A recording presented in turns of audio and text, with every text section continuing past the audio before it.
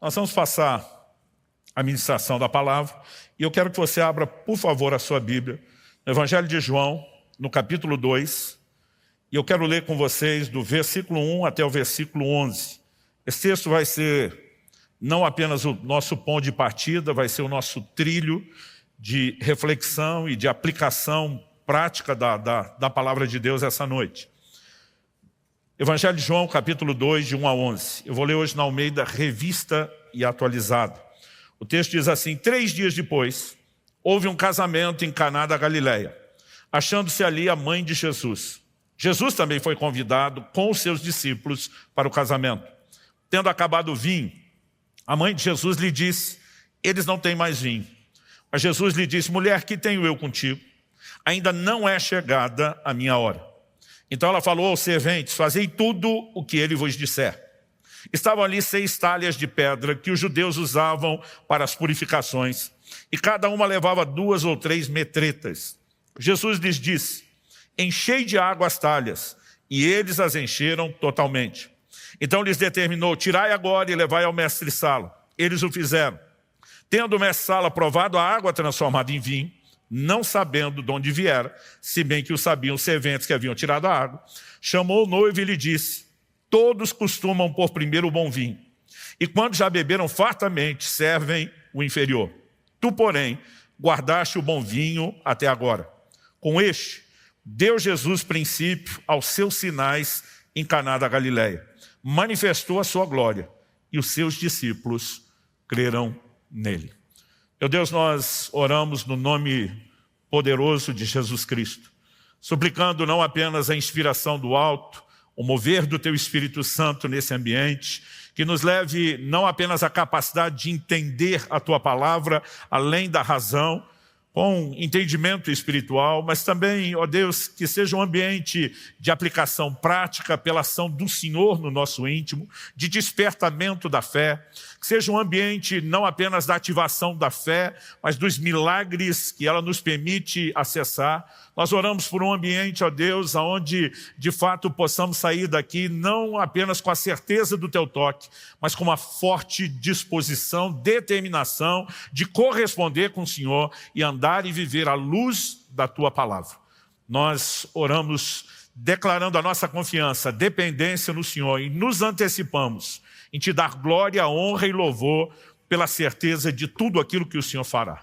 Bendito seja o Teu nome, nós oramos no nome de Jesus. Amém. Bom, há quase 30 anos atrás, Deus me deu essa palavra que eu vou compartilhar com vocês.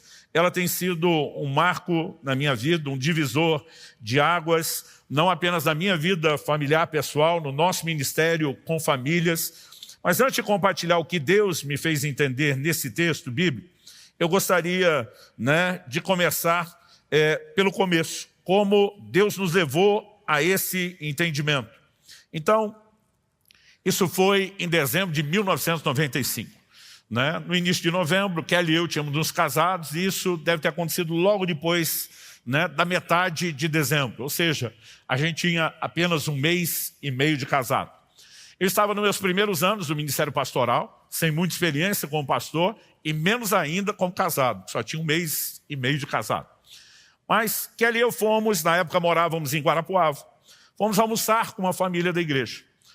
Muitas vezes as pessoas nos convidam para almoçar para ganhar um atendimento pastoral junto. Naquele dia era apenas para ser um tempo de comunhão, para estarmos juntos.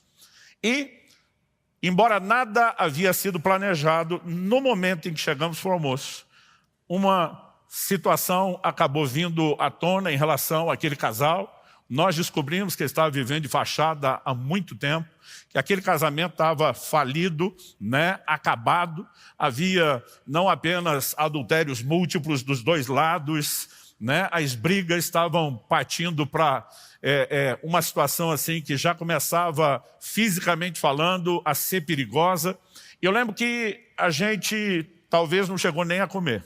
A conversa começou ali logo depois do meio-dia, e quando nós finalmente voltamos para casa, fizemos isso, porque no dia seguinte tínhamos uma viagem pela manhã, não tinha como estender, já era meia-noite.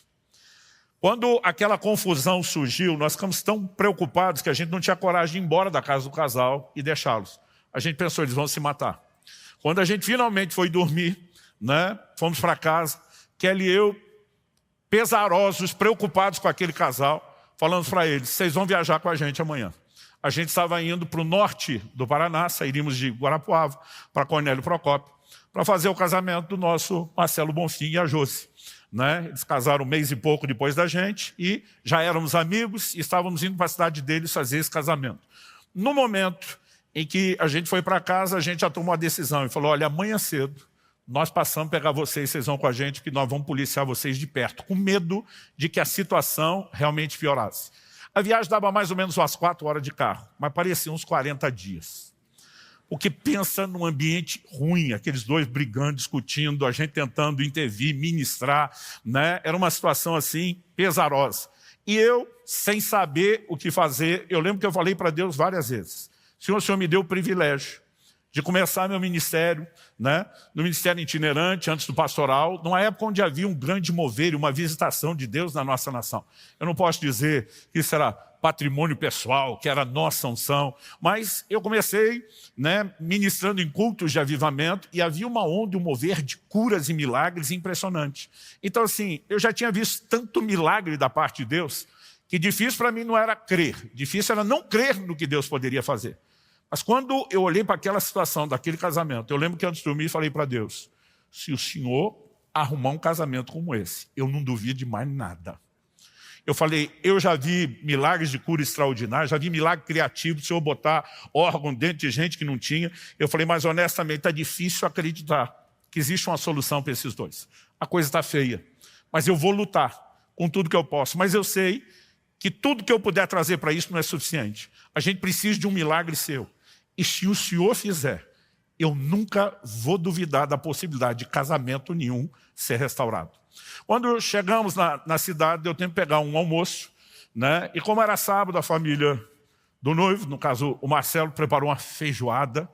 E eu lembro, a gente já tinha dormido pouco, estava cansado da viagem, pegamos o calor do norte do Paraná, com a feijoada no bucho, numa época em que eu não comia como hoje, né? Não tinha tanta moderação. Então, eu lembro assim que bateu um sono descontrolado. E tudo que eu queria era ir para casa onde eu ficaria hospedado, acho que era do pastor da igreja, para conseguir dar uma descansada.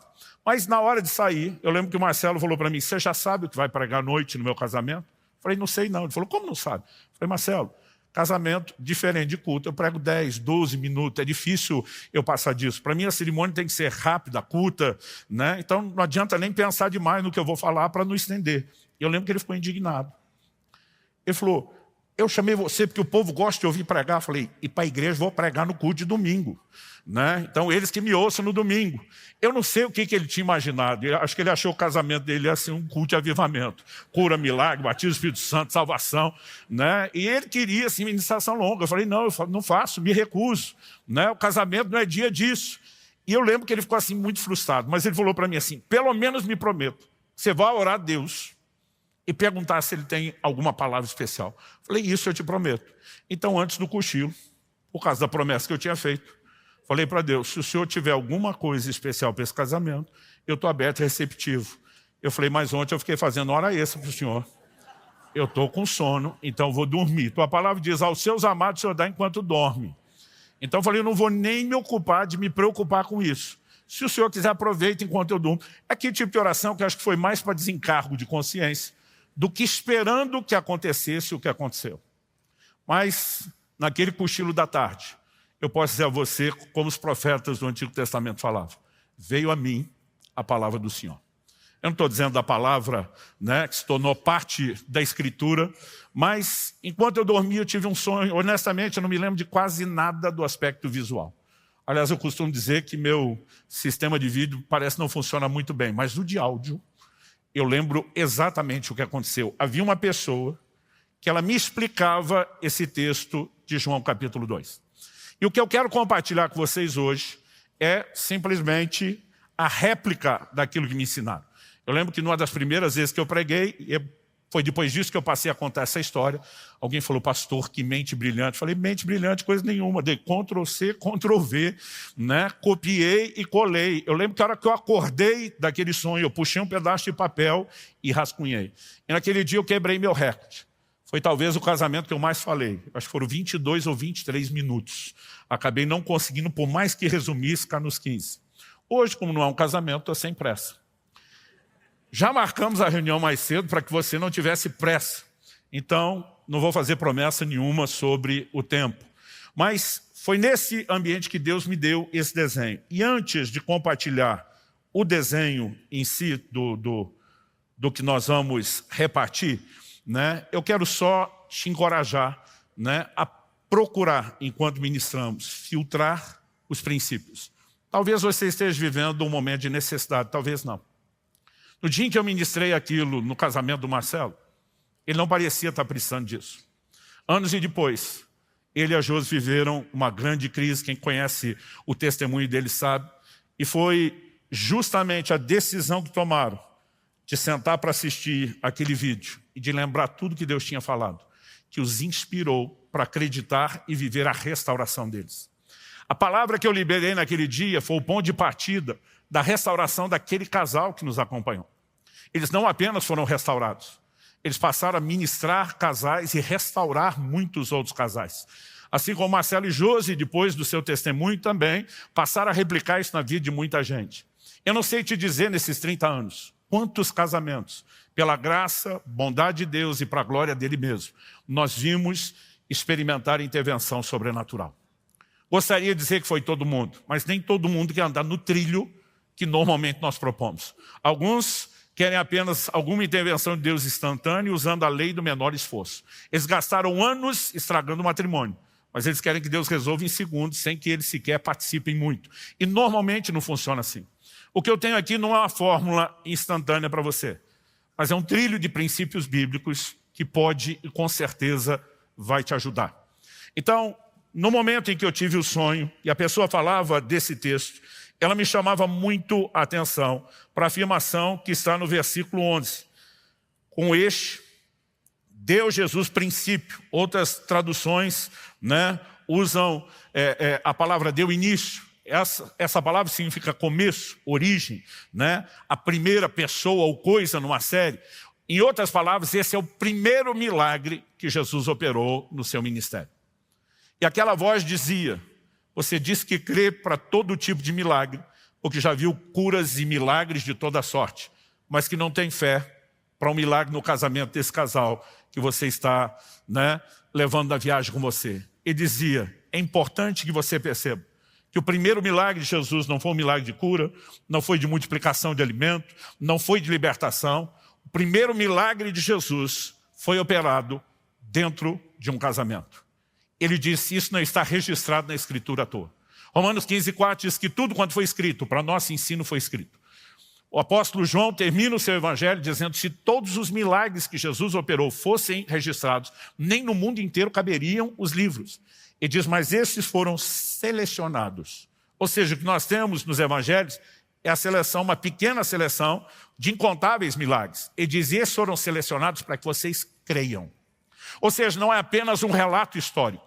É algo que tem o poder de produzir no meu e no seu coração fé. Fé para quê? Não apenas para sabermos quem Jesus é, mas para sabermos também aquilo que ele faz. E Hebreus capítulo 13, verso 8 diz que Jesus Cristo é o mesmo ontem, hoje e o será para todo sempre. O mesmo Jesus que curou os enfermos nos dias do seu ministério, andando pelas praias da Galileia, continua curando enfermos hoje em dia. O mesmo Jesus que realizou esse milagre, que vamos compartilhar num casamento, continua realizando esse tipo de milagres hoje. Mas a informação que aquela pessoa me dava. Outro dia alguém falou, pastor, o senhor acha que era um anjo? Eu falei, não sei. A pessoa que falou comigo não se apresentou, né? Pode ser alguém virtual, só do sonho, né? Pode ser que não fosse alguém real, mas eu não tenho dúvida que era um mensageiro de Deus comunicando uma mensagem do Senhor para mim. E a primeira coisa que ele dizia é, você precisa entender o lugar de importância que o matrimônio e a família têm no plano de Deus. E que antes de Deus intervir em qualquer outra área das nossas vidas, há uma disposição dele começar primeiro pelas necessidades familiares, em especial do matrimônio. Eu não consigo te explicar o nível de fé que isso gerou, para que eu pudesse dizer, então Deus não faz só os milagres de cura, né, de provisão, mas Ele também intervém nas nossas casas. Agora, Algo que eu e você precisamos compreender é que quando a Bíblia usa aqui a expressão que houve um casamento, essa palavra no original grego, gamos, ela na verdade fala das bodas, fala da festa. Biblicamente falando, não existe aquilo que hoje nós chamamos de uma cerimônia religiosa. E nós não estamos falando contra isso porque praticamos isso. Embora normalmente a gente não faça isso no contexto do auditório, né, da igreja, a gente acredita que, biblicamente falando, o casamento é uma aliança. Toda aliança tem 3 ingredientes indispensáveis, se repetem ao longo das Escrituras. Né? O primeiro deles é que a própria aliança é um compromisso. Então existe sempre um pacto, votos, promessas que são feitas que determinam aquele compromisso. A segunda é que normalmente se trocam presentes como um selo da aliança e um lembrete daquilo. Então parte da razão, porque seguimos a cultura de usar, né, no dedo um anel, é por esse significado da troca de presentes que é bíblico. E normalmente a aliança era feita diante de testemunhas. É por isso, normalmente, marido e mulher não se unem sozinhos e eles têm que fazer isso diante de testemunhas. As testemunhas não são só os convidados. A Bíblia diz em Malaquias 2,14 que Deus foi testemunha, né, da aliança entre o homem e a mulher da sua mocidade. Aliás, várias vezes na Bíblia, ao confrontar pessoas que deixaram o casamento ruir, Deus vai usar a expressão, a mulher da mocidade, o amigo da sua juventude. Basicamente o que Deus está dizendo é, espero de vocês, não apenas a empolgação amorosa, regada a uma disposição hormonal alta, de quando vocês se conheceram e passaram a viver juntos. Deus está dizendo, eu espero que vocês não baixem o nível. Eu espero que vocês não apenas mantenham ou melhorem isso. Então não há só uma expectativa de Deus, de que o casamento possa ser algo abençoado, duradouro, empolgante, né? Regado a amor, não necessariamente a ideia de amor romance padrão de Hollywood, porque isso não é bíblico. Né? O amor não é um sentimento que é despertado fora do seu controle. O amor bíblico é uma decisão. E a partir do momento que é uma decisão e que nós temos recursos de Deus, Romanos 5,5 diz que o amor de Deus é derramado em nossos corações pelo Espírito Santo. Então é possível viver uma vida de um amor muito mais saudável, muito mais profundo e duradouro do que a versão hollywoodiana de amor. Mas nós não podemos negar, gente, que o casamento ele é um desafio. Não apenas um casamento. Outro dia alguém falou para mim, pastor, casamento é difícil demais. Eu falei, não é o casamento. Todo relacionamento é difícil. Se só o casamento fosse difícil, então só marido e mulher tinham problema, pai e filho não. Os irmãos não teriam conflito. Né? Na verdade, você não precisa nem ser família. Eu, antes de casar, dividi um apartamento enquanto solteiro, né, com outro pastor amigo. Cada um tinha seu quarto, separado, seu canto, mas a gente discutia quase todo dia. Não era discussão de briga, no sentido de indispor, mas a gente era diferente em tudo. Pastor, um era organizado, outro bagunçado, antes fosse. Mas na área que um era organizado, o outro era bagunçado, vice-versa, opiniões. Agora, qualquer relacionamento será desafiador e vai exigir que eu e você tenhamos que morrer para o nosso próprio egoísmo. E mais do que aprender uma arte relacional, nós precisamos entender que o mesmo Deus que colocou diante de nós certos desafios, Ele também colocou recursos para que os desafios sejam superados, senão Ele seria injusto na sua expectativa. Então, diante desse desenho, né, nós temos aqui não apenas um casamento acontecendo, mas a Bíblia mostra que uma das primeiras afirmações aqui é que acabou o vinho. Isso significa não apenas que a festa seria interrompida, frustrada, mas aquela pessoa que me explicava essas coisas dizia, existem vários símbolos, figuras simbólicas nesse texto. E ele falou, o vinho é uma delas. E quando ele mencionava o vinho, ele citava o Salmo 104,15, que fala a respeito do vinho como sendo aquele que alegra o coração do homem. O vinho, como figura bíblica, é um dos símbolos do Espírito Santo, que claramente a Bíblia diz, traz alegria para o nosso coração. Mas ele não fala só dessa alegria espiritual. De uma forma geral, ele é figura de alegria. E o que a Bíblia está dizendo é que aquele casamento que mal tinha começado, essas bodas, essas festas, não era como nós fazemos hoje em dia, se fazemos uma única festa logo depois da cerimônia e de preferência que não dure tanto. Eles normalmente, era o padrão, tinham 7 dias, uma semana de festa, de bodas. Então, meu amigo, você manter comida e bebida E vinho era bebida cara para a condição deles. Por 7 dias, não era brincadeira.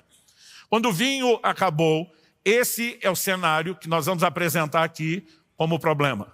Quando Jesus opera um milagre, é a solução. O problema e a solução será o primeiro tópico da minha mensagem. Já que a solução é um milagre, no segundo tópico nós vamos discutir o processo do milagre, como foi que ele aconteceu.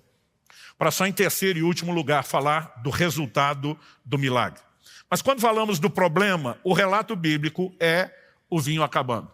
E quando nós transportamos isso de forma prática, aquela pessoa me dizia, é comum que nos relacionamentos o vinho, aquela grande empolgação, alegria, realização, amor, paixão, tendam a acabar. Tendam, todas essas coisas simbolizadas pelo vinho, a, em algum momento, encerrar. Não porque não seja possível viver essa realização duradoura, mas existem inúmeros aspectos que contribuem para isso. Começando as diferenças, não apenas de convívio, que nós teríamos com qualquer pessoa, como falamos, pais e filhos, irmãos, alguém que vai dividir uma moradia com qualquer amigo, as diferenças vão aparecer. Mas quando falamos de homem e mulher, nós temos um potencial de diferenças ainda maior. Ou seja, é uma química explosiva. Por quê? Em primeiro lugar, nós temos diferenças de família. Cada um é criado dentro de uma família, dentro de um sistema diferente. E daqui a pouco cada um deixa essa estrutura onde foi criado, treinado, programado, para conviver com alguém que veio de uma estrutura completamente diferente. E não precisa ter certo ou errado. Basta ser diferente para que isso já gere alguns desafios. Não bastasse isso, nós temos os desafios de temperamento, de personalidade. Você já ouviu a frase, os opostos se atraem? A gente trata isso hoje em dia quase como um versículo apócrifo. Mas isso é muito verdadeiro, Estatisticamente falando, é muito maior a probabilidade de que você procure se casar com alguém diferente de você do que alguém igual. O problema é que no início, o que nos leva a procurar alguém diferente é porque a gente vê que o outro tem virtudes que a gente não tem. Mas o problema é que a gente só descobre depois que ele também tem defeitos que a gente não tem. Mas você normalmente descobre os defeitos que não tem depois, com o convívio. No início aparecem as virtudes.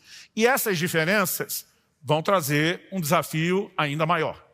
Não bastasse as diferenças de criação, as diferenças de temperamento, nós ainda temos as diferenças do jeito de ser de homem e mulher. Gente, fisiologicamente falando, homem e mulher têm diferenças enormes. Eu li alguns livros de um casal australiano que vai apresentando estudos clínicos, mostrando essas diferenças, desde questões hormonais, isso falando até a respeito de como o cérebro funciona. Eles são muito diferentes. Então, a gente vai ter somado a tudo isso essas diferenças. Então, vamos falar um pouquinho das diferenças. Por exemplo, ambiente de criação. Kelly e eu voltamos à lua de mel, fomos fazer a nossa primeira compra no mercado. Gente, que momento gostoso, romântico. Esperei aquilo a vida inteira para fazer a primeira compra com a minha esposa. Mas quando voltamos, eu lembro que estou tirando as compras que eu mesmo carreguei para dentro e já ajudando Kelly a guardar. E eu peguei o vinagre e guardei na geladeira. A esposa daqui a pouco vai lá, tira o vinagre da geladeira e põe no armário. Eu falei, por que você tirou o vinagre da geladeira? Ele falou, porque não precisa ficar na geladeira, ele não estraga. Eu falei, mas eu gosto dele na geladeira. Ela falou, por que você gosta dele na geladeira? Eu falei, porque eu gosto da salada geladinha. Ela falou, meu amor, você gosta da limonada gelada. O limão e a água ficam na geladeira, o açúcar não precisa ficar. Por que o tempero da salada também tem que estar gelado? E às vezes quando a gente perde a razão no argumento, a gente apela. A hora que eu vi, eu já estava dizendo, minha avó guardava na geladeira, minha mãe guardava na geladeira, e eu quero guardar na geladeira. Kelly olhou para mim e falou assim, minha avó guardava no armário, minha mãe guardava no armário, e eu quero guardar no armário. Gente, todo dia ela pegava o vinagre da geladeira e punha no armário. Eu tirava do armário e punha na geladeira. Pensa no vinagre que andava. Esse negócio durou eu não sei quanto tempo. Até um dia que minha mulher usou de sagacidade comigo. Eu lembro que fui a uma oficina mecânica, mexer alguma coisa no carro. Não devia ser nada muito importante. E que ela deu alguma opinião. Era alguma coisa sobre algum equipamento do carro. Eu falei, amor, vou fazer uma divisão. No carro mando eu, na casa manda tu. Ela na hora estendeu a mão e falou, negócio fechado. Eu devia ter pensado, mas eu dei a mão depressa. A hora que eu dei a mão e selei o acordo, ela falou, e minha primeira decisão, como quem manda em casa, o vinagre vai para o armário. Já vou falar isso, porque quando eu não falo, termino de pregar, o povo está desesperado para saber, pastor, aonde ficou o vinagre? É lógico que no armário. Até pouco tempo atrás, minha mulher leu um estudo e dizer que é mais saudável ficar na geladeira. Eu falei, você devia ter me ouvido, querido. Agora fica na geladeira. Mas eu tenho a sensação, depois de 30 anos, que eu perdi, mesmo que ele ainda esteja na geladeira. Não conheço nenhum casal que planejou onde é que vai guardar o vinagre, porque você não imagina que essas diferenças vão surgir. E, gente, isso é uma de muitas. Eu tenho um amigo que a primeira briga dele também foi na primeira compra no supermercado. Marido e mulher entram, todos felizes, românticos. E, gente, recém-casado. Eles acham que o mundo não está vendo eles. Né? Então, um belisco o outro, a risadinha. Eles estão assim, no mundo deles. Aliás, disse num restaurante você descobre de peça quem é recém-casado e quem não. Recém-casados estão focados um no outro, esquece do mundo. Aqui estão casados há mais tempo, presta atenção em todo mundo e às vezes não reparam um no outro. Então, os dois estavam lá naquele clima, de repente entraram no corredor que tinham o óleo, ou os óleos. Né? Eu falei primeiro no singular para você não achar que eu estava falando do órgão da vista, da visão. Quando entraram, carrinho para no meio, um sai para um lado numa prateleira, o outro sai na outra. Um volta com óleo de soja, o outro com óleo de milho. Ele vê a mulher com óleo de milho e fala, o que é isso? Ela falou, óleo de milho. Ele falou, minha mãe a vida inteira cozinhou com óleo de soja. Ela falou, a minha com óleo de milho. Ele falou, mas eu prefiro óleo de soja. Ela falou, então pede para sua mãe cozinhar. Aí, irmão, o Satanás já entrou. Confusão. Agora, alguém antes de casar combinou que óleo ia cozinhar? A gente nem imagina que essas diferenças de criação vão surgir e elas são inúmeras. Aí vamos para as diferenças de temperamento. Né? Então, assim, as pessoas são realmente diferentes e têm respostas completamente diferentes. Isso só vai complicar as coisas. Né? Então, assim, sempre tem um que fala mais e tem aquele que não quer falar tanto. Sempre tem um que é mais extrovertido e tem o outro que é mais introvertido. E essas diferenças, elas vão ainda potencializando quando somos as primeiras. E você tem as diferenças, como eu disse, do jeito de ser do homem e da mulher. Homem e mulher, eles são tão diferentes que eles são assim, o oposto. Um livro que nos ajudou demais no início do casamento, era uma leitura que não era cristã, né? Mas eu recomendo até hoje. Homens são de Marte, mulheres são de Vênus.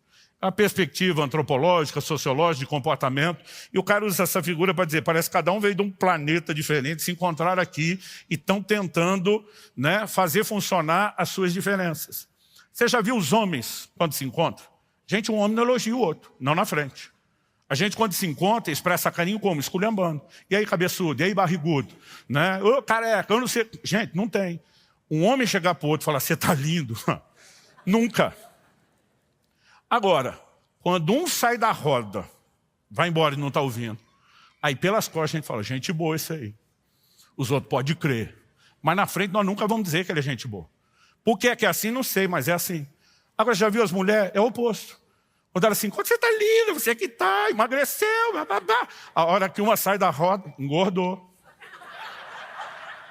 Gente, não tem certo e errado. Os dois elogiam, os dois esculhambam. Só que o homem esculhamba na frente, elogia por trás. A mulher elogia na frente, esculhamba por trás.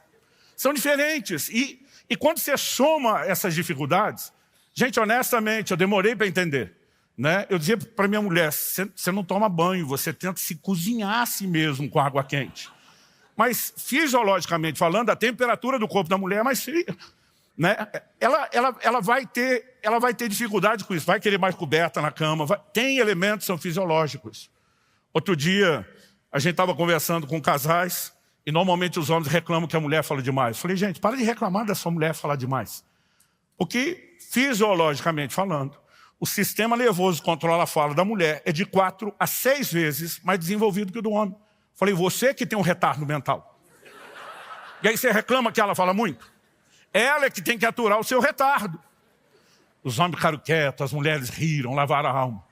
Daqui a pouco eu mudei o assunto. Falei, por outro lado, falando da empolgação sexual, a parte lá do hipotálamo, que controla a libido no homem, chega a ser 10 vezes mais desenvolvido que a da mulher. Aí um homem que acho que estava com a mágoa do que eu tinha falado, levantou e falou, quem é o retardado agora? Mas essas diferenças estão aí, e nós vamos ter que achar jeito de lidar com isso. Via de regra, salvo exceções, lá em casa eu falo mais que a Kelly, exceção, não é regra. Né? Salvo exceções, a mulher vai falar mais, o homem vai falar menos. O homem vai estar mais empolgado, por avivamento. A mulher, principalmente, dependendo da fase do mês ou da vida, né? A situação hormonal, só Jesus sabe o que pode acontecer. E a gente entende que quando você soma isso tudo, essas diferenças, elas podem comprometer o vinho. Mas há uma solução que nos permite não ver o vinho terminar. Então, apesar de haver desafios, e de fato o casamento tem desafios e pode ser problemático, Deus não criou essas diferenças à toa. A Bíblia diz assim, como ferro com ferro se afia, assim o homem é o seu amigo. Qualquer relacionamento, as diferenças podem nos afastar ou podem nos aperfeiçoar. A gente tomou a decisão desde o início. Nós queremos crescer nas nossas diferenças e nós precisamos da solução. Qual a solução? A Bíblia diz que Jesus foi convidado para o casamento. Gente, se nós queremos ver o casamento funcionar, o próprio Jesus, quando vai falar do casamento, Mateus 19, ele diz, vocês não leram que desde o princípio, Deus fez homem e mulher, e diz, deixará o homem, seu pai e sua mãe, se unirá. Ele volta lá no primeiro casamento para apresentar como modelo. Agora, quando você volta lá no primeiro casamento, o que é que você vê em Adão e Eva? Quando Deus cria e estabelece o primeiro casal no jardim, a Bíblia diz que Deus os visitava diariamente. Eu brinco até hoje que Deus não respeitou nem a lua de mel do casal. Todo santo dia ele estava lá. Não estava o dia inteiro, eles tinham sua liberdade, mas ele estava lá, o que ele estava dizendo? Eu quero ser parte do relacionamento de vocês. Isso foi algo que Kelly e eu pudemos entender cedo. Eu vi sobre isso, né, naquele sonho. Eu lembro quando fizemos a nossa lista de convidados para o casamento, juntando as listas dos dois lados, nós tínhamos lá todo mundo que a gente lembrou que queria honrar, entregar o convite. O casamento acabaria sendo uma cerimônia aberta, mas aquela coisa de querer honrar essas pessoas.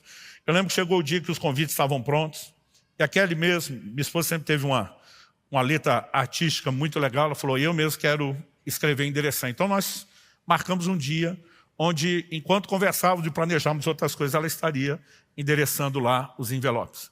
Quando pegamos a pilha e a lista, eu fiquei de olho. Quem ela vai botar primeiro, os pais dela ou o meu? Nós nem percebemos, gente, que tem uma disputa ativada dentro de nós o tempo todo. Para minha surpresa, com aquela letra artística bonita, ela escreveu no envelope, Jesus Cristo. Eu pensei, uau! Mas como uma das nossas linguagens de amor é sempre o bullying, a provocação, eu falei, queria saber como é que você vai entregar esse convite para ele. E a mulher ela tem o dom da paciência, que alguns de nós não temos. Ela me deu aquele sorriso assim de meio amarelo, meio normal. E ela falou, você sabe que isso é só um símbolo, um gesto, um ato profético. Eu fiquei até com vergonha. Claro, meu amor, eu estava brincando, me perdoe. Mas quando essa conversa terminou, aquele negócio ficou me incomodando. Eu falei, brincadeira infeliz a minha. Eu tinha que ter entendido a importância disso, tinha que ter agido como ela. Mas no dia que nós nos casamos, né? E finalmente, depois daquela cerimônia que não terminava nunca. Deixa eu falar, quando você for convidado a um casamento, faz questão de tirar foto, não, deixa o casal ir embora logo. Foi onde casar o crente que esperou a vida inteira pela lua de mel, gente. Sabe, tem gente que não deixa eles ir embora de jeito nenhum. A gente, aquela canseira da correria do dia, da organização. Quando finalmente fomos para casa, eu só tinha uma coisa em mente. Eu vou ter que conseguir carregar a minha esposa na hora de entrar.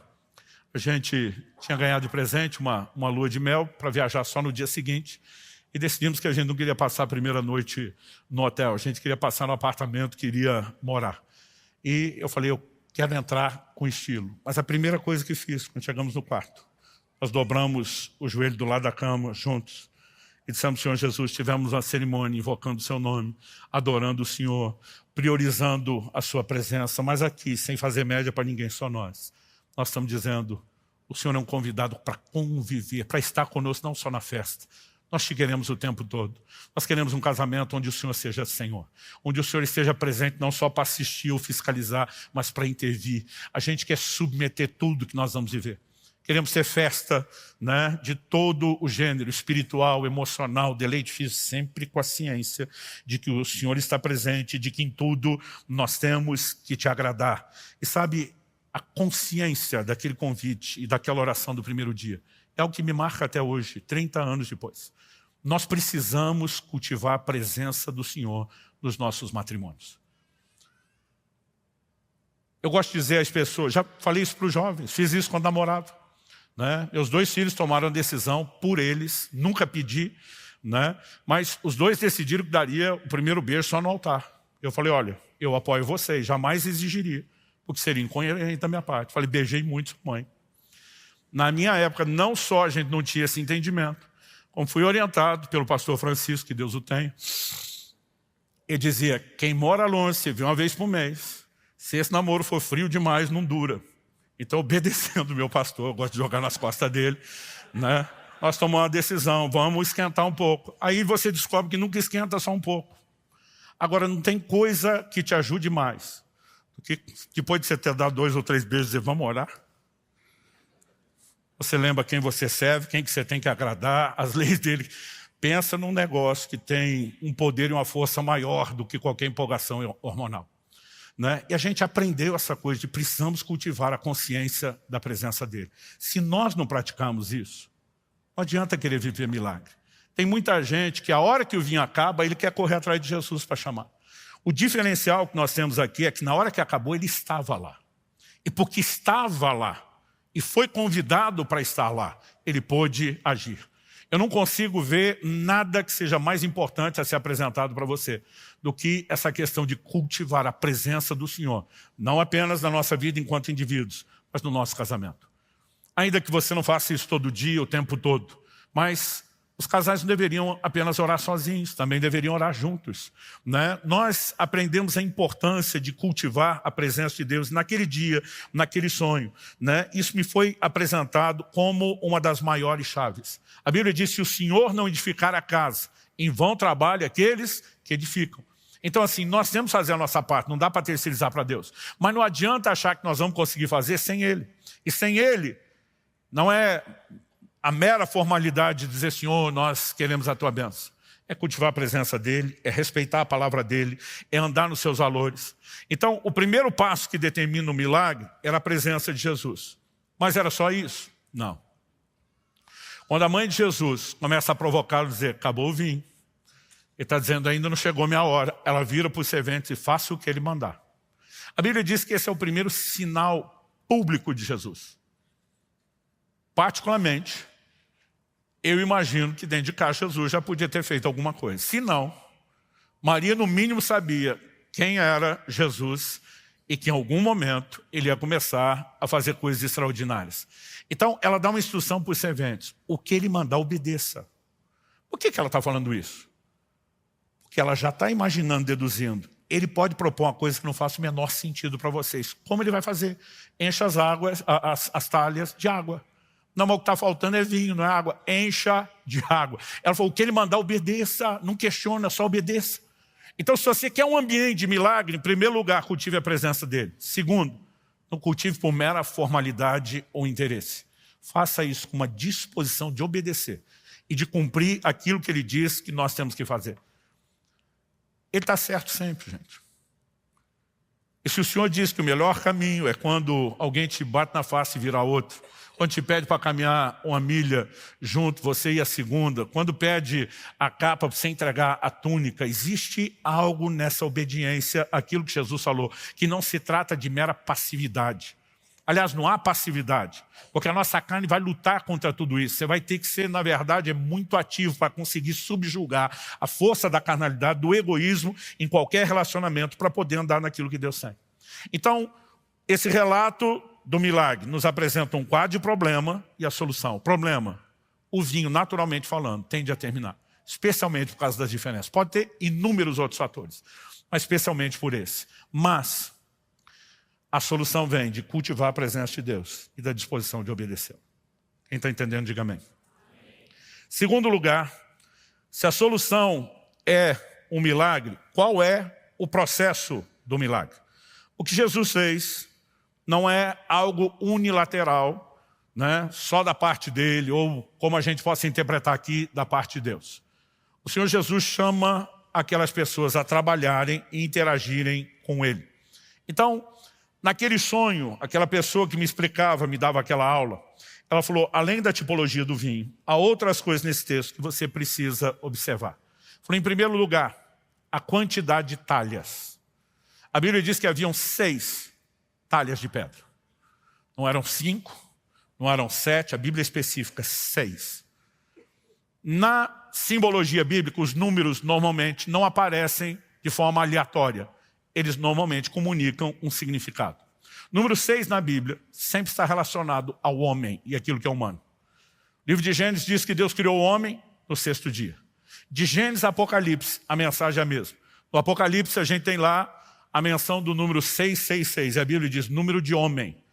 Tem crente que tem preconceito. Se a placa do carro tiver 666, ele não compra. Se o número da casa for 666, ele não mora, porque pensa que é número do cão. Mas a Bíblia diz número de homem. Vai ser usado por um instrumento de Satanás. Mas a Bíblia, falando do 6, fala do número de homem. Normalmente, quando o 6 aparece, nós temos o elemento humano. E essas talhas simbolizam algo a respeito do homem, do ser humano. Dito isso, além de falar do número 6, a pessoa no sonho me chamava a atenção, para o fato de que as talhas eram de pedra. E aqui nós temos um outro elemento interessante. Por quê? Quando o próprio Jesus é consultado em Mateus 19 a respeito do assunto divórcio, ele vai responder o seguinte. Ele diz, olha, desde o início, Deus diz, deixará o homem seu pai e sua mãe, se unirá a sua mulher. E ele termina dizendo, e o que Deus uniu, não separe o homem. Porque a pergunta que fizeram é lícito divorciar por qualquer motivo. Eles não foram perguntar a Jesus se era lícito divorciar. Porque na lei de Moisés havia uma permissão para o divórcio. Então eles queriam saber se o divórcio podia acontecer por qualquer motivo. E haviam 2 escolas rabínicas de pensamento muito diferentes. Então eles querem saber que partido Jesus vai tomar. Primeiro Jesus diz, o plano de Deus não é a separação. Aí eles perguntam, então por que Moisés permitiu? E diz, Moisés os permitiu por causa da dureza do vosso coração. E diz, mas não foi assim no início, antes da lei de Moisés. E ele deixa claro na resposta, não será assim daqui para frente. Ao que você precisamos entender que antes de Cristo, as pessoas não nasciam de novo, não viviam a transformação que eu e você podemos viver hoje.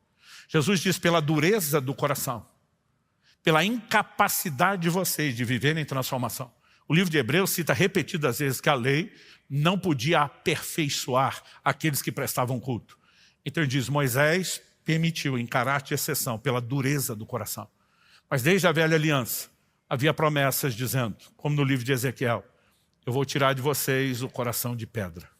Eu vou colocar dentro de vocês um coração de carne.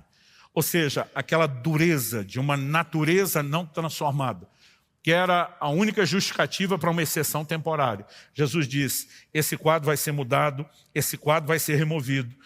Se você estiver anotando a profecia que eu citei do coração de pedra por um de carne, está em Ezequiel 36, 26, e diz isso era mudado, como de fato foi. Que significa que eu e você não precisamos meramente dizer não, há incompatibilidades. Outro dia eu vi um cara explicando que ele separou da mulher por incompatibilidade de gênio com a sogra. Eu falei, como é que alguém chega nesse ponto de justificativa? Mas o que eu e você precisamos entender é que, diferente da época, hoje eu e você temos recursos. Mas não é só isso. Ainda que a pedra retrate essa dureza, eu não sei se a palavra talha, etimologicamente falando, está ligada a isso, mas essas pedras, elas eram talhadas. E aqui eu e você precisamos entender algo. Gente, quem já teve o privilégio de fazer uma viagem dessas caravanas para Israel, quando você vai hoje em Caná da Galileia, tem à disposição para que você veja uma pedra que remonta ao 1º século e que dá a ideia de como eram essas talhas. Uma delas está à disposição, ela é mais ou menos dessa altura, dessa largura. Eram blocos enormes de pedra que eles cavavam. Por quê? A Bíblia diz que cabiam de 2 a 3 metretas. A metreta era uma medida de 40 litros. Ou seja, em cada talha cabia de 80 até 120. Vamos calcular uma média de 100 litros. 6 talhas, 600 litros de vinho. Então não tinha um recipiente de madeira que comportasse de 80 a 120 litros. Não tinha nada de barro que pudesse suportar o peso e a pressão do líquido. Então, o jeito era pegar aquelas talhas e talhar. Por que era imprecisa a medida? 2 ou 3, podendo variar de 80 até 120. Porque depende do quanto a pedra tinha sido talhada. E esse é um detalhe importante que vai fazer sentido daqui a pouco. Depois de falar sobre o número 6 relacionado ao que é humano, falar das talhas, que falam tanto da dureza do coração, como da necessidade de ser talhada. Uma pedra pouco talhada comportaria menos água, consequentemente, menos vinho, na transformação de Jesus. As pedras normalmente estavam ali para os rituais de purificação, que eram banhos, ablução. Então, normalmente eram usadas com água, mas mesmo para aquela quantidade, era necessário, né, que fosse nesse formato. E, em terceiro e último lugar, falando do processo, aquela pessoa que me explicava aquilo no sonho dizia, agora preste atenção na água. Ele falou, a água é a matéria-prima do milagre. Milagre por milagre, gente, Jesus podia simplesmente fazer aparecer o vinho. Mas ele decide que primeiro seja colocado água, para depois se transformar em vinho. Em primeiro lugar, nos mostra um processo de interação. Ele está dizendo, eu posso fazer meu milagre, mas não trabalho sozinho. Você me oferece algo primeiro, antes de eu poder fazer algo para você. E aqui nós temos um elemento de interação importante. O segundo é o significado que a água tem ao longo das Escrituras. Ela simboliza tanto a palavra de Deus, como também a ação do Espírito Santo em nós. Em Efésios 5:26, a Bíblia diz, né, a respeito de como Cristo se deu a si mesmo por nós, pela igreja, para santificar, diz, pela lavagem de água da palavra. Na hora do lava-pés, Jesus diz a respeito de alguns já estarem limpos e o próprio Jesus no seu ensino vai usar a própria palavra, vocês já estão limpos pela palavra que eu vos tenho falado. Então, um dos significados da água envolve a palavra. Mas em João 7, nos versos 38 e 39, Jesus diz, quem crê em mim, como diz a Escritura, do seu interior fluirão rios de água viva. O verso 39 explica, isso ele disse, a respeito do Espírito Santo que haveriam de receber aqueles que nele crescem. Então agora vamos para a estrutura humana. Nós somos limitados. Nós somos seres carnais, egoístas por natureza. Né? A maioria de nós, gente, o tempo todo está disputando aquilo que é do nosso interesse. A Escritura diz que nós temos que levar em conta não o nosso interesse, mas o do outro. Quando a gente entra no casamento, você tem tanto deveres como direitos. Os seus direitos são os deveres do outro, do cônjuge. Mas os direitos dele são os seus deveres. Você já percebeu que a gente nunca briga pelos deveres? Eu não fiz isso que eu deveria ter feito da forma correta. Me perdoa. Não, eu errei mais do que... Ninguém briga por isso. A gente não briga pelas nossas faltas. A gente sempre está cobrando o que o outro deveria ter feito. Mas o casamento tem as duas coisas. E a Bíblia diz, cada um paga. A mulher paga o seu marido que é devido. O marido paga a esposa que é devido. Todos nós temos deveres. Mas quando a gente vai para o relacionamento, existe uma dinâmica de egoísmo dentro da nossa carne, que precisa morrer. A pedra precisa ser talhada. Quanto mais a gente se deixar ser trabalhado por Deus, mais água pode caber nela. Agora, se você se deixa trabalhar pouco, pouca água. Se você se deixa talhar muito, mais água. Mas o que é água? A gente tem que estar cheio da palavra e do Espírito Santo. Esperar pelo menos um amém de um ou outro. Não precisa ser todo mundo. Vocês podem ir alternando. Mas, gente, o apóstolo Paulo escreve, Colossenses capítulo 3, habite ricamente em vós a palavra de Cristo. Um crente que está cheio da palavra e um crente que está cheio do Espírito Santo, que Jesus disse que nos faria lembrar a palavra, ele vai ter algumas dificuldades na dinâmica de conflito. Eu já tive momentos, né, de estar lá conversando com a minha mulher e ela, várias vezes depois da gente ter casado, disse, eu devia ter feito um curso de direito para me preparar com as discussões para você. Porque ela diz, não adianta estar certo, se não provar que está certo, não funciona. Eu dizia, mas normalmente é assim que a gente consegue saber que o outro está certo. Então, tudo eu queria argumentar, e que ele nunca gostou disso. Mas às vezes ela preferia não discutir, mas ela ia para o disque denúncia. Ela ia para o quarto, dobrava o joelho e dizia assim, eu não consigo convencê-lo. Mas meu marido pode ser teimoso o que for. Ele é sensível ao Senhor. E se o Senhor falar com ele, vai funcionar. E às vezes eu estava no meu momento de oração. E Deus falava algumas coisas comigo, deixava claro, ia lá e dizia, você foi para o disque denúncia? Ela dizia, fui. Eu dizia, dessa vez ele está do seu lado. Não significa que em alguns momentos ele não estará do meu. Mas sabe, você pode viver uma dinâmica completamente diferente. Há momentos onde você pode estar no meio de uma discussão, o Espírito Santo diz, por que você está indo por aí? Os textos da palavra começam a brotar e diz, por que eu estou andando nesse caminho? Gente, não tem como um crente ser cheio da palavra do Espírito Santo e a carne reinar e prevalecer. Agora, normalmente, nós estamos vivendo um ambiente de confusão e carnalidade, porque não nos enchemos da palavra do Espírito Santo como deveríamos. Você quer milagre? Você vai ter que botar água primeiro. Depois que você encher, e a Bíblia diz que ele mandou encher, e eles encheram totalmente. Até a tampa a gente iria. E depois de estar cheio, ele transforma aquilo em vinho. Então, esse entendimento do processo, o Senhor me diz, você não vai ver esse casal que você carregou com você na viagem, ele falou isso no sonho, voltar com tudo instantaneamente arrumado. Mas se você levá-los a um processo de se deixarem ser talhados, instruí-los sobre isso, como nunca fizeram, e os discipular de perto, se você os levar a um processo de se encherem do Espírito e da palavra, através dessa matéria-prima, eu vou poder trabalhar na vida deles. E nós vimos aquele milagre acontecer na vida deles e de tantas outras pessoas. Para terminar, em terceiro e último lugar, eu queria destacar aqui o resultado do milagre.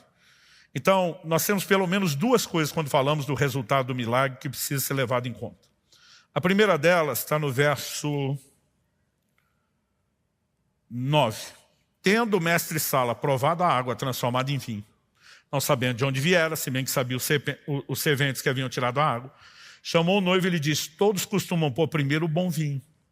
Quando já beberam fartamente, servem o inferior. Gente, 7 dias de festa. Era complicado manter vinho bom o tempo todo. Mas normalmente se começava com o melhor. Diz que a primeira impressão é que fica. Depois que a turma já estava mais farta, vai substituindo, medida econômica. Essa é a realidade de muitos casamentos, onde o vinho não acabou. Ele já foi substituído por algo inferior. Mas quando ele prova e diz que vinho é esse, ele diz, meu amigo, você guardou para o fim da festa o melhor vinho. Isso significa o quê? Que quando o Senhor Jesus intervém, ele não só devolve o que a gente tinha no início e perdeu. Ele pode nos dar algo que nós nunca tivemos. Eu não sei te dizer quantas vezes, gente, 30 anos, pastoreando milhares de pessoas, eu não sei te dizer quantas vezes nós vimos casais sair de algo que parecia impossível aos olhos humanos, um casamento arruinado, arrebentado, gente que mal conseguia lembrar da época que teve vinho. E eles entrarem depois no lugar em Deus, nunca de forma instantânea, mas entrarem no lugar dizendo, nós nunca vivemos isso, nem antes do problema. Nós podemos experimentar algo de uma qualidade muito superior a lua de mel, a paixão dos primeiros dias, né? Ao momento onde não havia tanto desgaste no relacionamento. Porque aquilo que Deus faz é de verdade, é para valer, é bem feito e é de alta qualidade. E nós precisamos acreditar nisso. A segunda coisa é que nada do que Deus faz é só para você. Você não foi salvo e alcançado por Deus sozinho.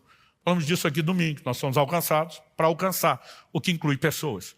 Tudo o que Deus faz na minha e na sua vida não é para parar na gente. E a gente precisa parar de orar como se a gente fosse o centro do universo. Deus, o Senhor precisa fazer porque eu estou aqui, eu sou o centro de tudo. Eu e você somos pequenas engrenagens de algo muito maior do que nós, que é o reino de Deus. E Deus não vai desperdiçar uma oportunidade de quando faz um milagre na sua vida, deixar que isso seja só para você. Não existe desperdício na economia de Deus. Você observar mesmo quando Jesus multiplica pães e peixes, com a instrução dele depois, recolha o que sobrou para que nada se perca. Não há desperdício no plano e no propósito de Deus. E deixa eu te dizer algo, quando Deus faz algo na minha e na sua vida, Ele não vai desperdiçar isso agindo só em meu e seu favor.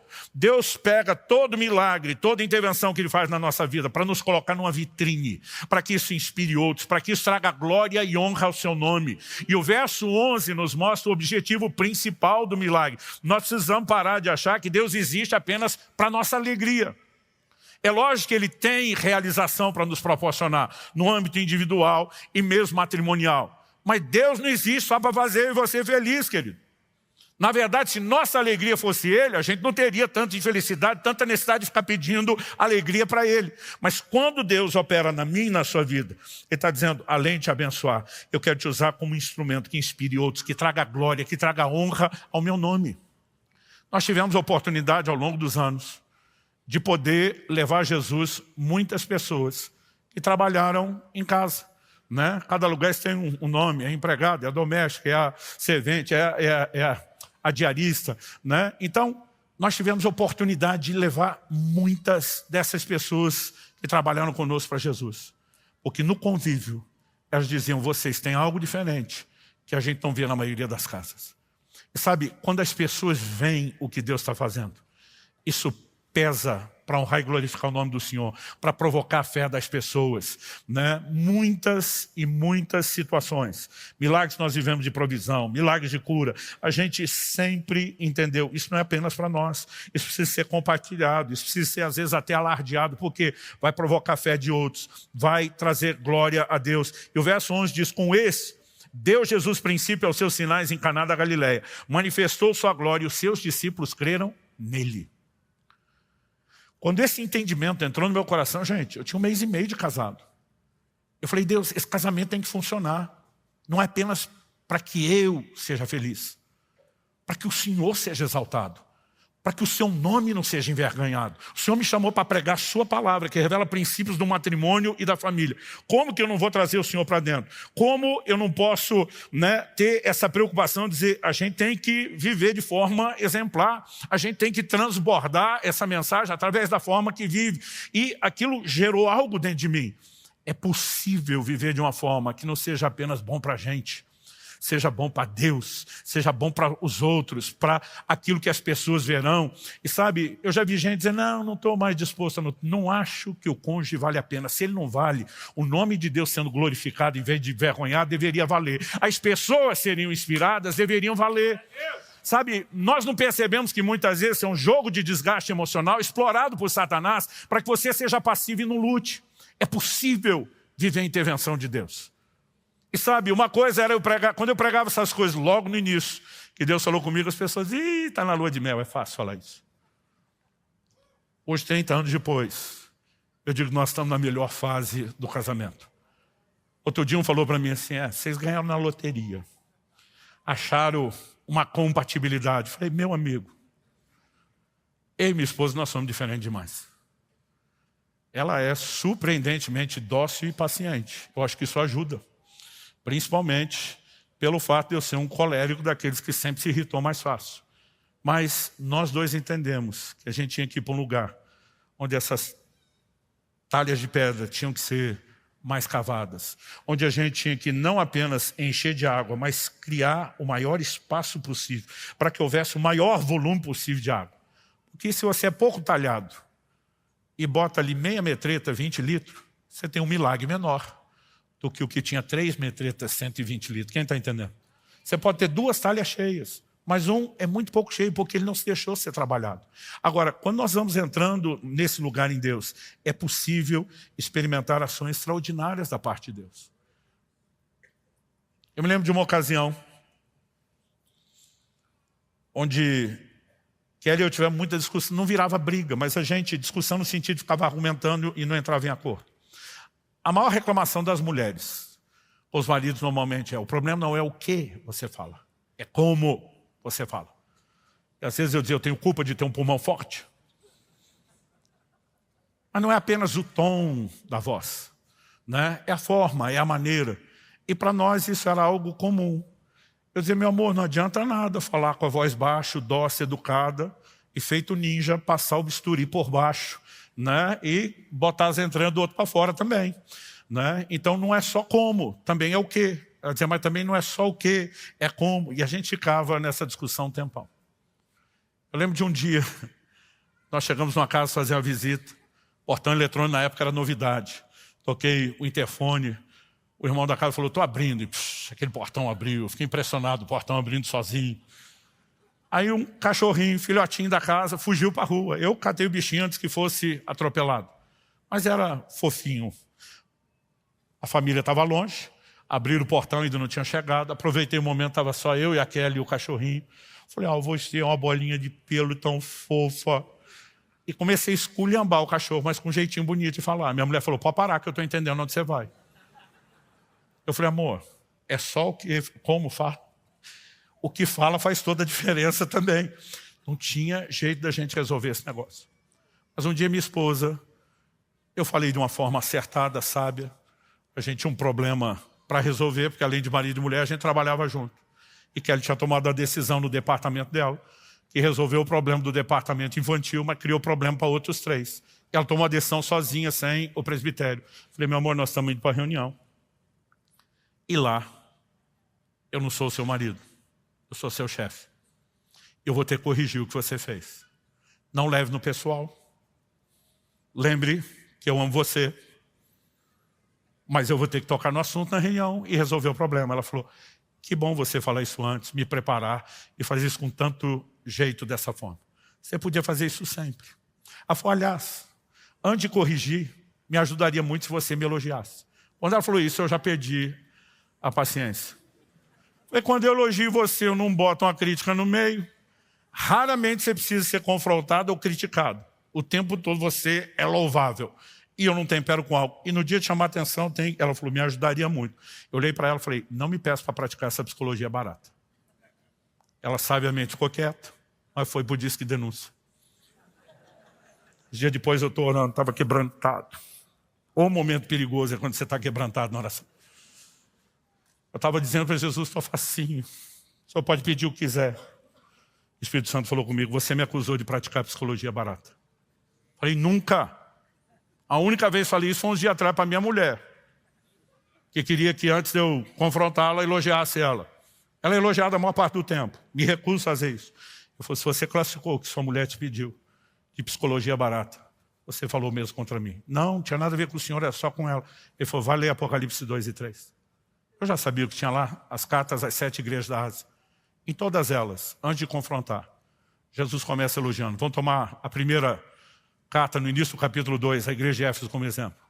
Conheço tuas obras, teu labor, tua perseverança. Suportastes provas pelo meu nome, não desfaleceste.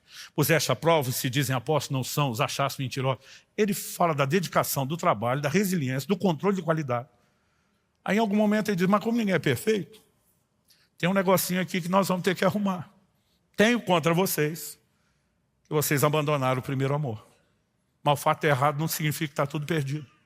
Arrepende, volta à prática das primeiras obras. Nós podemos deixar isso bom. Mas deixa eu te lembrar que também tens a teu favor, elogio de novo, que odeias as obras dos nicolaítas, as quais eu também odeio. Meu pastor Abe Uber chama isso de efeito sanduíche.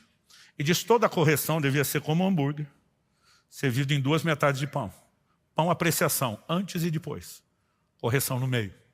Eu falei um dia para ele, mas posso servir um hambúrguer triplo? Ele falou, caprichando no antes e depois, e sempre funciona. A gente foi revolucionário. A partir daquele dia, eu chegava, meu amor, você é uma mulher tão incrível, tão extraordinária, que eu fico até constrangido de ter que falar o que eu tenho que te falar aqui agora. Não, pode falar, não, é sério. Eu ganhei na loteria. Você é fantástica, você é admirável. Ela dizia, estou pronta. Dizia, meu amor, eu precisava ter feito isso. Ela, pois é, foi mal. Está vendo como você é incrível? Já recebeu de coração aberto, já resolveu. Esse negócio passou a ficar tão fácil, que um dia eu fui elogiá-la por alguma coisa, ela falou, estou pronta, pode falar. Eu falei, falar o quê? Não, você não ia me confrontar? Não, só estava te elogiando mesmo. Por causa de uma direção do Espírito Santo. Eu não sei te dizer quantos conflitos nós deixamos de ter. Agora, quando você está lá com ele o tempo todo, e tem a ajuda dele o tempo todo, dá para ser algo diferente. Gente, potencialmente, todos nós temos nitroglicerina na nossa carne para criar confusão em qualquer relacionamento com qualquer pessoa. Mas quando as talhas estão cheias de água, Deus tem matéria-prima para transformar em vinho. Eu posso te dizer assim, diante de Deus, no temor do Senhor, que a melhor coisa depois de Jesus que me aconteceu foi meu casamento. E por mais que a gente saiba de todos os desafios, a gente tomou uma decisão, nós vamos manter essas talhas bem cavadas, cada vez mais. Nós vamos mantê-las sempre cheias de água. Nós vamos cultivar aquela presença que nós entendemos ser importante desde o início. Porque quando o Senhor está presente, isso faz toda a diferença. Sabe, se eu e você não tivermos o entendimento de que esse Deus faz milagre em todas as outras áreas, começou pelo casamento, dizendo, se tem uma área que me importa, se tem um lugar para onde eu quero começar, é o seu matrimônio, nós não vamos ter fé para buscar a intervenção dele. Mas se nós entendemos a importância que Deus dá, Porque alguns de nós nos achamos refém dentro da prisão. Casei sem saber qual era o nível de compromisso. Agora que eu descobri as letrinhas pequenas do contrato que eu não li antes, não posso sair, deu ruim. Então, para a glória de Deus, eu vou sofrer aqui para sempre. Eu queria que se fosse para a glória de Deus, ainda valeria sofrer. Mas a boa notícia é que não precisa sofrer. Dá para viver um ambiente de transformação. É lógico que não depende só de um. Há situações, né, onde, infelizmente, a gente não vê as pessoas cooperarem com Deus, mas a gente tem que lutar mais, a gente tem que orar mais, a gente tem que crer mais, a gente tem que abrir um espaço para Deus fazer. Outro dia alguém falou, pastor, me ajuda. Eu estou perdendo meu casamento, é a coisa mais importante da minha vida. Se o senhor puder jejuar por mim, falei, vou fazer, filho. Era uma quinta-feira, falei, amanhã, sexta-feira eu começo. De sexta a domingo, 3 dias na água. Falei, mas tu vem comigo. Não, pastor, não vai dar como? Não, é que eu estou indo para a praia. Eu falei, quer saber? Que se lasque você, seu casamento. Ele, que isso, pastor? Eu falei, você acha que eu vou brigar por você, ficar 3 dias jejuando na água e tu lá passeando na praia? É a coisa mais importante para você e você não quer lutar, você quer terceirizar a luta. Falei, você quer a lei do mínimo esforço, filho. Provavelmente já foi isso que te encrencou, só vai te piorar. Deus abençoe seu divórcio. Não, pastor, me ajude. Se você vier junto, eu jejuo com você. Senão, eu não faço mais. Não vou nem orar se eu não souber que você está orando. Porque as pessoas estão buscando... E depois ainda fala assim, não, mas eu busquei ajuda. Mas se de fato a gente se abrir, nós podemos. E eu posso te garantir, eu vou dizer, e nós veremos muitos milagres em casamentos e famílias, né? Há uma graça de Deus, há uma mensagem que é parte do DNA dessa casa, né? A gente não fala isso esperando apenas que você se esforce, manter, né, as aparências. É lógico que é um momento onde é um esforço, é um desafio, né? Essas diferenças vão continuar presentes. Com o tempo você vai aprender a lidar com elas, mas elas não desapareceram. Mas, gente, quando a gente está cheio do Espírito e da palavra, e se deixando ser talhado, esse ambiente, onde ele é o convidado para estar lá o tempo todo, não só na hora do aperto, vai fazer toda a diferença. Quem está entendendo, diga amém. Vamos ficar em pé.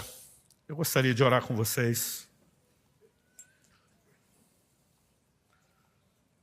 Eu não consigo te explicar o quão importante foi para mim ter entendido isso com 1 mês e meio de casado. Fez muita diferença. Não estava faltando vinho quando eu entendi isso. Mas esse entendimento me ajudou a não precisar deixar o vinho acabar para buscar a ajuda de Jesus depois. Alguns de vocês estão aqui e nós chamamos os solteiros. Porque a melhor hora de se preparar para o casamento é antes de casar, não é depois. É lógico que você vai descobrir depois que nunca preparou o suficiente e tem que continuar aprendendo e crescendo. Mas a gente deveria procurar entender e aprender essas coisas o mais rápido possível. Quando Israel, meu filho, ficou apaixonado pela Priscila, minha nora, não foi só ele, a família inteira. Ela é uma mulher de Deus incrível, extraordinária, vem de uma família assim que é um exemplo para nós. Mas eu lembro que chamei meu filho, falei, filho, por mais extraordinária e crente que essa mulher seja, não acho você que você não vai ter problema no casamento. Eu falei, eu sei, pai. Eu falei, você não sabe, você acha que sabe. Você não tem experiência nenhuma. Ele falou, pai, eu vejo você, a mãe. Falei, pois é, você sabe. Um homem, uma mulher de Deus que ama Jesus e de vez em quando, né, a gente consegue tirar o outro do sério. Eu falei, ela não é perfeita e não existe gente perfeita. E se fosse, eu sei que tu não é. Eu também não ia deixar de dar o troco depois dele esculhambar o pai e a mãe, né? Eu lembro que ele olhou para mim e sorriu e falou, pois é, pai, mas de todas as imperfeitas ela é a melhor. Falei, está no bom caminho, já sabe que tem que trazer Jesus, já sabe com o que vai lidar, né? Mas ele falou, pai, são anos ouvindo você, a mamãe, falar para os casais. Eu tenho certeza que não sei tudo, mas eu não estou entrando tão sem advertência como outros. Eu louvo a Deus por aqueles de vocês, seja aqui, seja por meio dessa transmissão, ou mesmo posteriormente, por meio dessa gravação, que se permitem aprender a entender. Mas alguns de nós, às vezes bate aquela tristeza, porque eu nunca entendi isso antes. Porque eu não soube disso antes. Por que é que eu não aprendi antes? Já dizia o ditado, não adianta só chorar o leite derramado. A gente tem que arrepender de todo o erro, mas sempre buscar conserto. E o ponto a ser discutido não é porque você não entendeu antes, é o que é que você vai fazer a partir de agora, com aquilo que você está recebendo. E você nessa noite não está recebendo só informação. Há uma graça de Deus sobre nós. Faz tempo que nós estamos planejando essa reunião, até sentir, entender qual deveria ser o momento, o timing da gente ministrar essas coisas. E eu creio que nessa noite, mais do que receber instrução, que é lâmpada para os seus pés, luz para o seu caminho, vai te ajudar na caminhada. Você está num ambiente onde há graça de Deus para você. Eu gostaria que nós pudéssemos orar pedindo a Deus que nos ajude. Aqueles que ainda nem começaram o casamento, possam começar da forma correta. Aqueles que estão no início, e talvez, como eu e a Kelly bem cedo, não tínhamos vivido a falta de vinho, apesar de já ter descoberto nossas diferenças e o potencial explosivo da nossa carnalidade somada às diferenças. Mas você pode tomar medidas preventivas. Mas talvez você diga, não, pastor, meu vinho não acabou, mas olha, está no finzinho. Não importa onde está, sempre há espaço para que Deus ache. Mas mesmo que tenha acabado, como foi nesse casamento. Ah, pastor, ali o milagre de Jesus foi salvar a festa. Não era necessariamente um matrimônio. Concordo que o relato é esse. Mas a Bíblia diz tudo que foi escrito. Para nosso ensino foi escrito. E se Deus se preocupa em salvar a festa, Ele não vai salvar aquilo que é mais importante, que é digno de festa. Então assim, algumas pessoas são peritos para achar desculpa que justifica a incredulidade. Eu prefiro optar pelo caminho de fé. Pastor, mas e se a outra pessoa não quiser e não crer? Aí é outra conversa. Mas até que você lute o suficiente para que as vendas de cegueira espiritual caiam por terra, né? Para que haja um ambiente onde possa haver arrependimento, transformação. Não me diga que Deus não quer fazer. Muitas vezes nós jogamos em Deus a nossa omissão e a nossa indisposição de lutar. Desde que começamos a igreja em Curitiba, isso não era novidade, continuamos aqui o que já tínhamos antes, há 20 anos atrás. Uma das coisas que minha equipe de presbitério mais me ouviu falar. Se em algum momento o casamento não estiver bem, pare tudo e vá cuidar da sua casa. Nada é mais importante do que o seu matrimônio. Se em algum momento os filhos não estiverem bem, pare tudo. Depois de Deus, seu maior valor é a sua família. E sabe, nós não podemos dizer que acreditamos nisso. E quando as coisas estão difíceis, a gente não faz nenhum esforço para colocar o matrimônio em primeiro lugar. Essa própria disposição de agir dessa forma não significa que só com o nosso esforço nós vamos conseguir. Mas nós estamos declarando algo, nós estamos nos posicionando no lugar diante de Deus, dizendo, eu quero ser talhado. A gente tem mania de dizer que o problema é o outro. Mas o outro também acha que o problema é a gente. Eu tive uma vez em 30 anos, uma conversa, sentei com um casal, quero pedir ajuda. Falei, quem começa? O marido falou, ela. Essa mulher esculhambou aquele cara por 30 minutos, gente. Eu nunca vi alguém bater tanto, expor tanto o marido. Pensei, o que é que vai vir na réplica? Quando ela terminou, eu falei, o que você tem a dizer? Ele falou, nada. Falei, nada. Ele falou, o nosso problema é isso aí que ela falou. O problema sou eu. Essa mulher santa que não merecia alguém como ela na vida, como eu na vida dela. Eu falei, você está fazendo a média com ela? Ele falou, não, é isso mesmo. Gente, eu queria sair dali e soltar fogos. Eu nunca vi alguém dizer, pois é, o problema sou eu. Mas muitas vezes, isso é tudo o que alguém precisa para que Deus possa agir. Ali você não tinha só uma pessoa que estava nem aí para nada. Ele tinha entrado num lugar de consciência. O meu problema, eu enxergo com clareza na frente do espelho. Eu preciso me deixar ser trabalhado por Deus. E sabe, não existe casamento que não possa ser recuperado se nós praticarmos esses princípios. Agora, sem oferecer matéria-prima, sem se deixar ser cavado, insistindo em manter coração duro, nós não vamos ter milagre. Mas se vivemos milagre, não vai ser bom só para nós. Deus será glorificado. Pessoas serão encorajadas, a fé delas, né, será provocada e elas vão poder crer, porque elas vêm funcionando o Deus que nós anunciamos. Eu gostaria que você colocasse a sua vida diante de Deus. A menos que a gente tenha alguma direção específica, não vou chamar ninguém à frente. Primeiro, porque a ideia não é expor. Segundo, não é o fato de você vir ou não à frente, que vai mudar. Mas um posicionamento aí onde você está, dizendo: Deus, eu preciso da sua ajuda, eu preciso voltar a cultivar a sua presença, ou passar a fazer isso, não apenas no meu coração, mas na minha casa, no meu matrimônio. Eu preciso, de fato, cultivar a sua presença, eu preciso entrar nesse lugar de entender a importância do que Maria disse. Façam o que Ele mandar. Não tem milagre que não dependa da sua obediência a Deus. E nós precisamos entrar nesse lugar. Se está na Bíblia, é para ser vivido. Não, eu até sei que a Bíblia manda perdoar, mas não estou afim. E quer viver milagre? Então, talvez seja o momento da gente dizer: Senhor, eu preciso começar a arrumar isso aqui. Eu tenho um coração mais empedernido do que eu imaginava. Mas o Senhor prometeu trocar o coração de pedra pelo de carne. Eu quero viver esse processo. Eu quero ser cheio do Espírito Santo. Eu quero ser cheio da palavra. Mas isso não vai entrar na sua cabeça por osmose enquanto você dorme. Você vai precisar gastar tempo com a palavra. A palavra é um espelho, ela vai expor nossas falhas, mas também vai mostrar quem nós somos em Cristo, o que está à nossa disposição. Vai inspirar a sua fé, que é o ingrediente que nós precisamos. Coloque sua vida diante de Deus.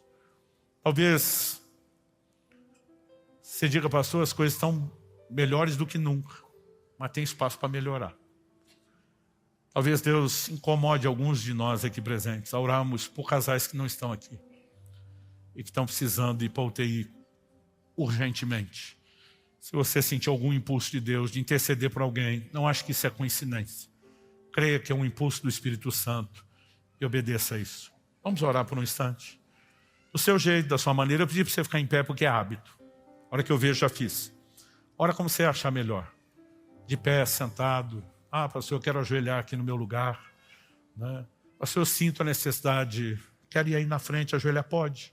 Eu não vou chamar ninguém, como se vir dependesse disso. Mas que nesses próximos minutos de oração, a gente permita que algo seja liberado do céu sobre a vida da gente. Que haja despertamento, que haja entendimento espiritual, que haja, né, algo mais do que só informação. Você recebe essa palavra? Comece a orar, a falar com Deus. Aí nós colocamos diante do Senhor cada vida aqui presente. Cada matrimônio ou futuro matrimônio aqui representado. Pai, nós sabemos qual é o teu plano e o teu propósito. Que o que Deus uniu, o homem não separe. Mas, ó Deus, nós sabemos que não se trata apenas de não provocar a separação, porque alguns vivem separados ainda que juntos. Nós sabemos que o Senhor quer que cada um viva o seu melhor. E nós oramos por isso, Pai. Nós oramos que o vinho não cesse, que se cessou, que haja intervenção, que haja milagre. E nós oramos não apenas pela manutenção do vinho dos primeiros dias, nós oramos por aquele vinho novo que é muito melhor do que aquele que já tivemos. Pai, nós oramos por um ambiente de intervenção divina. Nós oramos pelo sopro do Teu Espírito Santo nesse lugar. Nós oramos por um despertamento de fé. Nós oramos por entendimento espiritual. Nós oramos pela aplicação personalizada da Tua palavra que só o Senhor pode produzir dentro de nós. Pai, nós oramos por cada família aqui representada. Clamamos, ó Deus, por milagres que não apenas nos remetam a um lugar de alegria e satisfação, mas que nos levem a um lugar onde mais do que isso, permite que outros sejam despertados a viver no mesmo. Que o Teu nome seja honrado e glorificado. Pai, nós oramos por casamentos, matrimônios e famílias que exaltem o nome do Senhor na forma como vivem. E que façam isso não apenas sozinhos, mas principalmente por cultivar a Tua presença e juntamente com ela as Tuas intervenções. Sopra sobre nós. Precisamos da Tua intervenção. Em diferentes níveis, em diferentes áreas, mas nós necessitamos. E nós clamamos o Teu toque, o mover do Teu Espírito. Nós clamamos que aquilo que o Senhor começou aqui agora não termine no final dessa reunião. Nós oramos não apenas que continue, nós oramos que o Senhor de fato aperfeiçoe, aprofunde, intensifique, que isso se torne progressivo para a glória do Teu nome. Nós oramos em nome de Jesus. Estende a Tua mão, Senhor. Toca cada um dentro da sua necessidade. Nós oramos que toda amarra do inimigo seja quebrada. Nós levantamos o escudo da fé contra todo dardo inflamado do maligno. Invocamos o Teu nome e a Tua intervenção. Mas honestamente, Senhor, temos produzido um prejuízo maior para os nossos matrimônios, nós mesmos, do que qualquer ataque do inimigo. Nós queremos nos expor para que o Senhor lide conosco. Nós oramos em nome de Jesus. Em nome de Jesus. Se você crê, concorde, diga amém. Tiago capítulo 4, versículos 2 e 3. Eu vou ler na Nova Almeida atualizada. O texto diz assim: vocês cobiçam e nada têm, matam e sentem inveja, mas nada podem obter. Vivem a lutar e a fazer guerras. Nada têm porque não pedem. Pedem e não recebem, porque pedem mal, para esbanjarem em seus prazeres. Eu quero tomar essa declaração de Tiago e, a partir dela, desenvolver uma pergunta, ou na verdade, a preparação para uma resposta a uma pergunta importante. Pergunta que eu quero estabelecer como tema da minha mensagem hoje. Por que orar? Falando em por que orar, vamos primeiro orar. Pai, muito obrigado por esse tempo de podermos ser expostos ao ensino da Tua Palavra. E nós te pedimos mais do que informação, mais do que orientação. Nós clamamos por luz, por revelação, por entendimento espiritual. Nós oramos por estímulo, nós oramos por despertamento. Nós oramos por aquele toque que acompanha a Tua Palavra, assim como aquela aplicação personalizada que só o Senhor pode produzir. E te damos glória e louvor, não só pela oportunidade de receber, mas também de corresponder com a Tua Palavra. Oramos em nome de Jesus, contando com a Tua graça e o agir do Teu Espírito Santo. Amém. Bom, esse texto que nós vamos tomar como ponto de partida, uma declaração que Tiago, inspirado pelo Espírito Santo, faz, destaca pessoas que almejam coisas que não alcançam. Então, ele começa no início do verso 2 dizendo: vocês cobiçam e nada têm. A ideia da cobiça, não fala apenas de um desejo errado, mas de um anseio que não é suprido, que não é alcançado. Na sequência, ele diz: matam e sentem inveja, mas nada podem obter. De novo, a ideia é não alcançar aquilo que se deseja.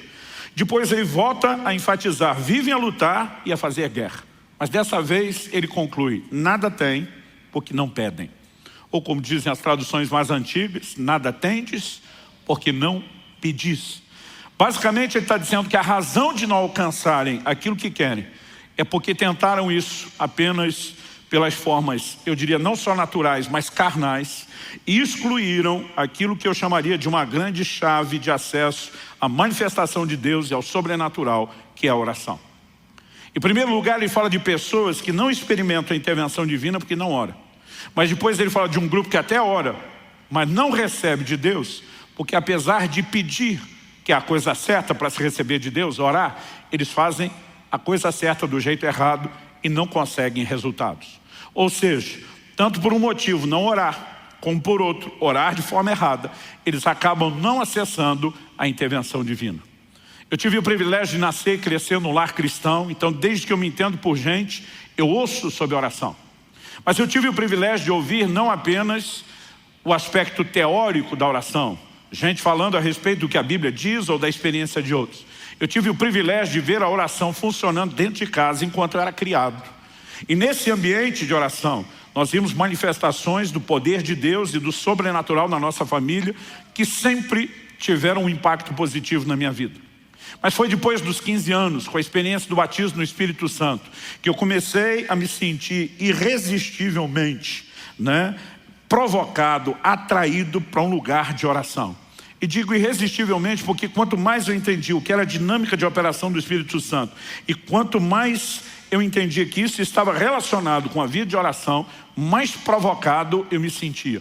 E por ser alguém que desde bem cedo começou a entender a importância, pela própria escritura, do sobrenatural, eu queria viver isso. Eu sou de uma época onde já foi popular na igreja o ditado: onde há muita oração, há muito poder. Uma clara referência ao poder de Deus. Mas onde há pouca oração, há pouco poder. Nem todo mundo concluía a terceira parte do ditado, que era óbvio: e onde não há oração, não há manifestação do poder de Deus. Então, eu sempre soube que a oração é uma chave de acesso para o sobrenatural. E se eu e você queremos viver as intervenções de Deus,